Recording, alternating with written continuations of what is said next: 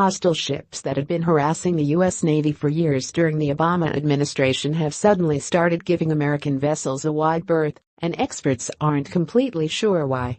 So-called fast boats from Iran previously caused trouble for the American fleet in the Persian Gulf and seemed to be testing the response of the U.S. forces.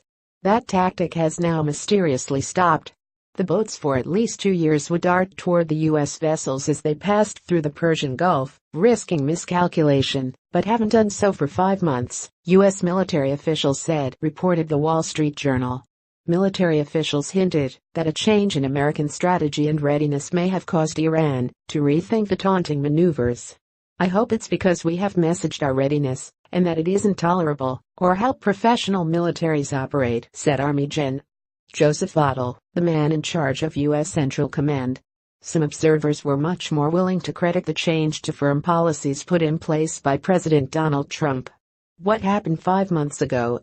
In September, President Trump began applying pressure to Iran, front-page journalist Daniel Greenfield reminded readers.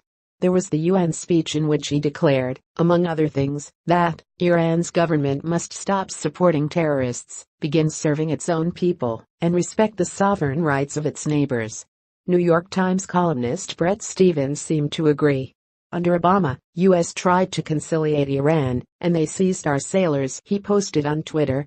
U.S. now gets tough on Iran, and Iran stops harassing our naval ships, he continued. Who'da thunk it? It was about the same time, in August, that Trump threatened to hit North Korea with fire and fury if it ever attacked the United States.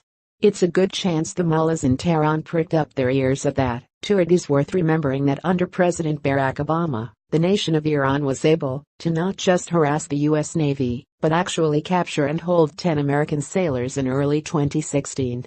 The Iranians forced the sailors to remove their body armor, kneel, and place their hands behind their heads, and took video and pictures of the crew doing so. At Farsi Island, they interrogated and detained the sailors overnight, reported Reuters.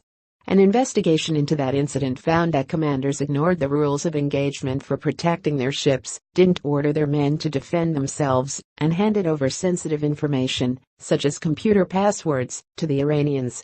Our actions on that day in January, and this incident did not live up to our expectations of our Navy. Chief of Naval Operations Admiral John Richardson said about the Obama-era bungle.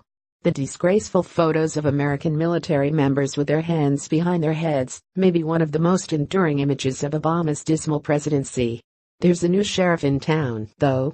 Trump may not be directly responsible for Iran rethinking its harassment of the U.S. Navy, but there's no doubt that other countries are viewing the U.S. military with renewed caution, with a tough-talking occupant in the Oval Office. Please press share on Facebook if you believe a strong military and a new commander-in-chief have changed things for the better.